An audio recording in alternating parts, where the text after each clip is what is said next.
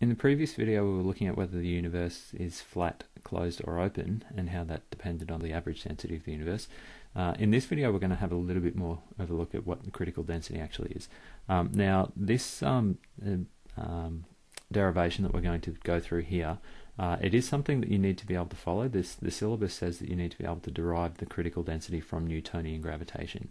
So this derivation is something that you do need to be able to make sense of and be able to do yourself.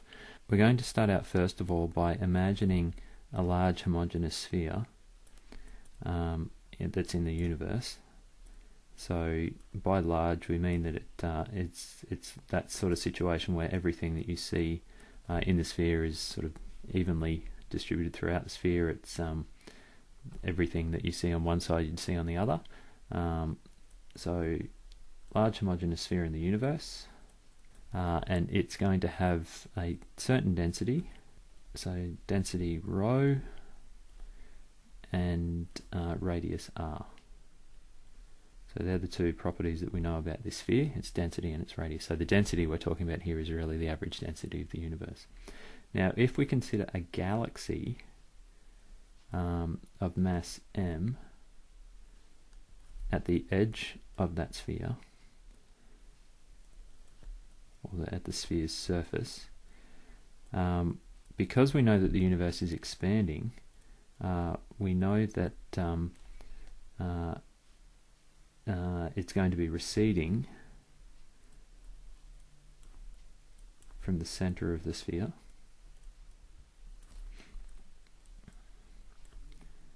and it's going to have velocity v.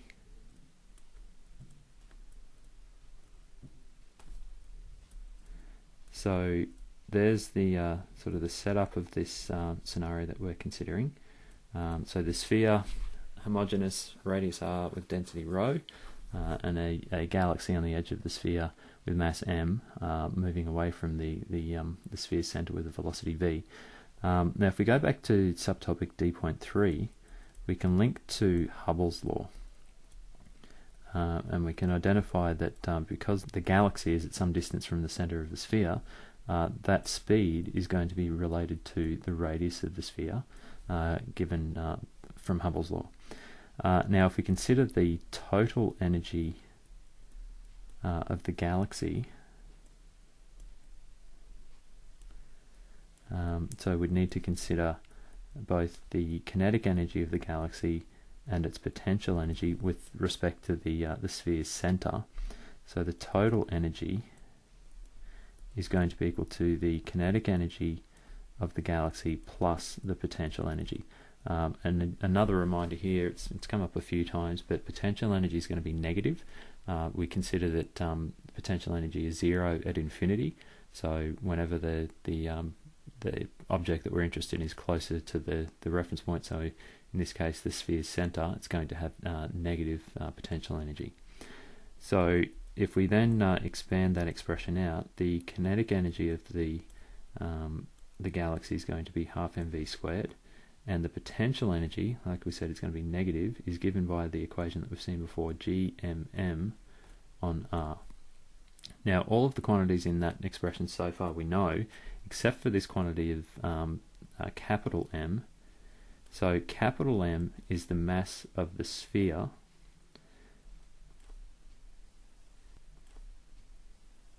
and we can express what the mass of the sphere is in terms of its density. So we know that density of the sphere is going to be mass over the volume of the sphere, and we know the volume of the sphere is 4/3 pi r cubed. And so we know then that the mass of the sphere is going to be 4/3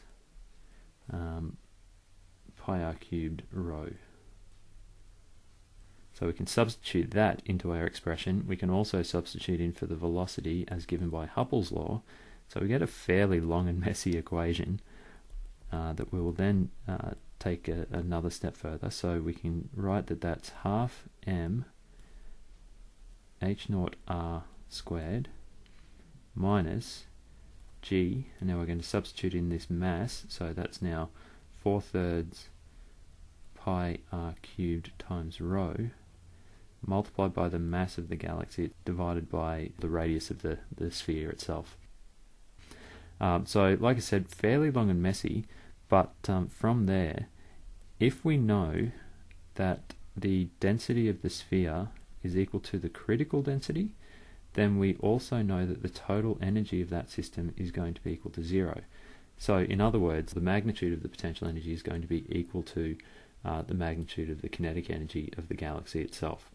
So, by taking the total energy being equal to 0, that line above, we can then write it as being, so if we take this expression for the potential energy on the right, we can write that that's G 4 on 3 pi r, and now the density that we're dealing with, pi r cubed, the density that we're dealing with is a critical density times the mass over the radius, and that will be equal to the kinetic energy, half m h naught r squared. Now, if we go through the process of simplifying, I won't bother showing all the steps here, but you can see we've got r cubed over r, so all up we've got r squared on the left, and we've got r squared on the right, so the r squared terms cancel. We've got lowercase m on the right and on the left, so that cancels as well. So ultimately we're going to end up with an expression for the critical density where we take all of the other factors across to the other side, including the 4/3, so multiplied by 3 divided by 4. We'd end up seeing that the critical density is then 3h naught squared on 8 pi g. So there's the expression for critical density of the universe. So in the next video we'll start to have another look at how each of those curvatures of the universe, whether it's flat, closed or open, how that relates back to this critical density. Again, as I said, you need to be able to follow that derivation. It's stated in the syllabus that you need to be able to relate it back to Newtonian gravitation, and the way to do that is through that the equations for the energy of a galaxy in a homogeneous sphere.